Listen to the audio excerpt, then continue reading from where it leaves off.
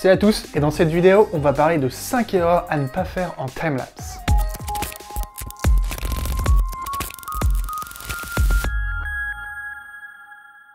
Donc cette vidéo, elle est vraiment basée sur beaucoup de questions et de commentaires que j'ai eus sur mes vidéos YouTube ou sur Facebook depuis les derniers mois.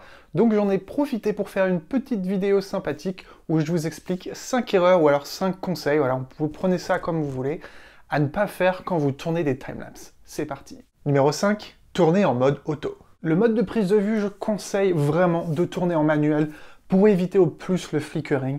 Parfois le mode AV fonctionne, mais c'est quand même un tout petit peu plus difficile d'enlever le flickering après sur l'air timelapse, donc le mode manuel est très conseillé. Quand je parle de manuel, je parle également aussi de la mise au point manuelle. Si vous prenez auto, vous verrez que ça va bouger tout le temps et il va y avoir des petits sauts sur votre timelapse. C'est vraiment essayer de prendre la même luminosité ou de prendre les mêmes paramètres sur des centaines de photos, ce qui fait que si vous pouvez mettre tout manuel sur votre caméra, eh bien ça va faciliter la tâche après pour vous.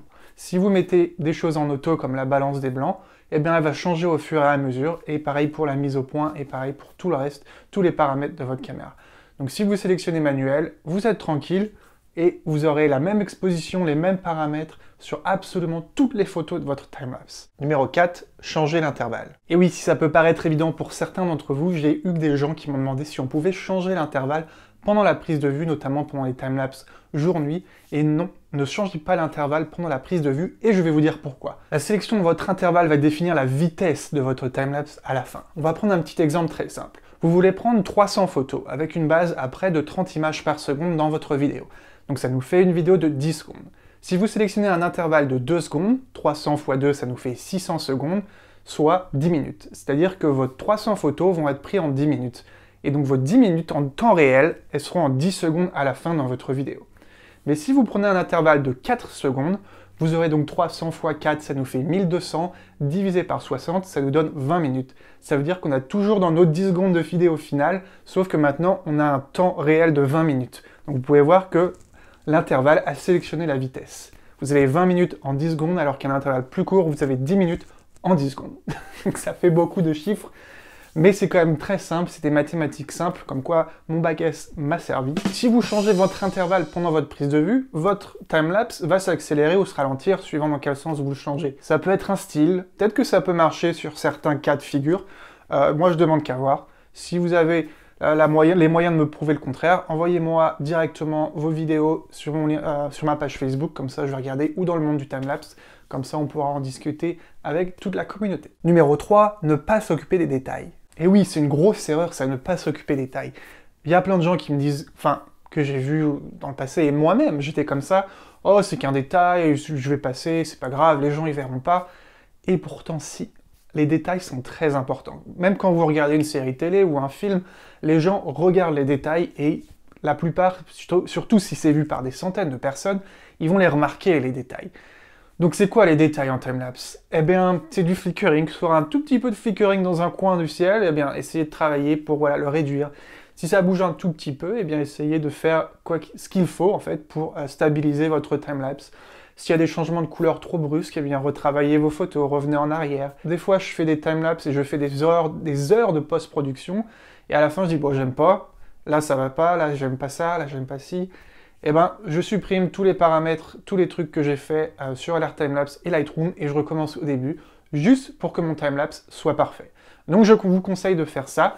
Soyez plus dans la qualité que la quantité, et ça passe par les détails. Donc les détails, je répète, stabilisation, flickering, correction des couleurs, l'intervalle aussi, l'intervalle est très important. Comme dit avant, ça sélectionne la vitesse, et donc si c'est trop rapide, votre visuel ne sera pas très joli, si c'est trop lent, on va s'ennuyer. Et tout ça, c'est des détails. Un gros groupe de détails, au final, ça fait votre timelapse. Donc si vous en laissez un de côté, eh bien, ça marche pas. Occupez-vous des détails, c'est très important. Numéro 2, faire trop de corrections de couleurs. Les timelapses, c'est également montrer voilà, la planète, les villes, les paysages qui nous entourent d'une manière voilà, qu'on ne peut pas voir à l'œil nu. C'est pas naturel ce qu'on montre, c'est quelque chose qu'on a créé. Donc essayez quand même de garder un côté naturel dans vos corrections de couleurs. J'ai vu des timelapses, en général, c'était vraiment trop contrasté, ou alors trop de vibrance, trop de couleurs, ce qui les rendait vraiment pas naturels et vraiment faux. Donc je conseille de garder quand même des couleurs assez neutres, mais bon, vous pouvez quand même booster un peu les couleurs, hein, je dis pas le contraire, la vibrance, la saturation, les contrastes, tout ça,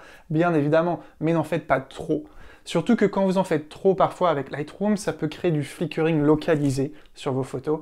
À certains moments du timelapse et dans certains endroits de vos images, ça m'est arrivé, ça arrive souvent quand il y a des nuages qui bougent très rapidement, et si vous mettez trop de clarté par exemple, ou trop de contraste, eh bien ça va créer du flickering qui n'est pas visible pour Alert Timelapse, mais qui est visible pour nous, ce qui fait que c'est pas beau. Donc vous retournez dans Lightroom au final et vous recorrigez et vous refaites les rendus et tout ça. Et donc c'est une perte de temps. Restez très naturel. Et numéro 1, pensez qu'un appareil cher veut dire des timelapses de bonne qualité. Oh non, non, non, non. Non, non, ça c'est pas vrai du tout. Et pourtant, j'ai l'impression que c'est dans la tête de beaucoup de monde. Avoir une caméra chère ne veut pas dire à faire des timelapses de qualité. Je le répète, voilà, c'est un truc qui est quand même assez connu de beaucoup de monde. C'est pas la caméra, voilà, qui fait la qualité de votre timelapse, c'est vous et ce que vous en faites avec. Pour exemple, j'ai commencé il y a 6 ans, en 2011, j'avais un T3i. Voilà, c'est des caméras qui sont pas chères, ça coûte 400 €.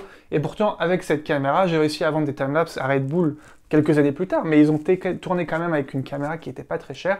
Et j'ai réussi à avoir des gros clients. Parce que les timelapses que j'ai faits, ils étaient de qualité, j'ai pris du temps à les faire.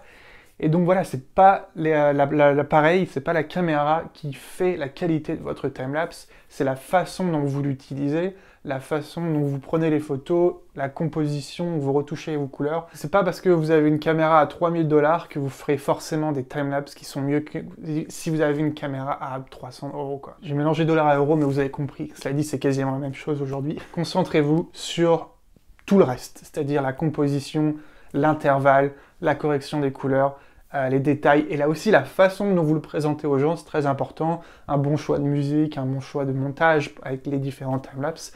C'est ça aussi qui fait qu'on aime des timelapses. J'ai des gens qui m'ont dit « Waouh, j'adore tes timelapses, je trouve que la musique met vraiment en perspective tes images. » Donc c'est important, c'est la façon dont on le montre au monde qui fait que les timelapses vont être appréciés ou non.